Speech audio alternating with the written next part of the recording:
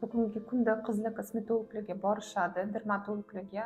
Rokutan degan dori, retinoidniy dori bu yuzda toshma bo'lmasligi uchun akne кутановые дети. То есть shunaqa bolalar tug'ilishi juda xavfi katta, chunki nuqsonli bolalar tug'iladi va bosh miya faoliyatiga ta'sir ko'rsatadi. Mana bitta vaziyat, bemor Rokutan degan dorini ichganlar. Sistemni rosa siqilib yuruvdim. Shu Rokutanni ichib, keyin yoningizga borib aytuvdim. Shunaqa ekan, mana shuni ichuvdim desam, hammasi Xudodan. Testlar topshirasan, yaxshi bo'ladi. Xudodan so'raverdim deydi deysiz. Xudoga ming qadar shukr.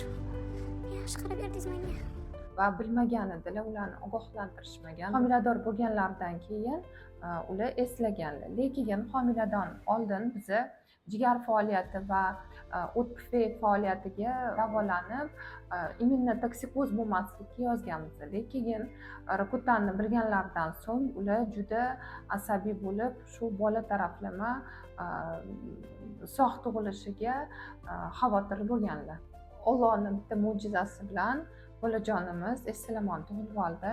Alhamdulillah. Lekin har bitta dorini ichishdan oldin nojo'ya ta'sir bilan keyingi homilaga rejalashtirishni albatta shifokor bilan maslahatlashgan holda bilib keyin qadam bosinglar.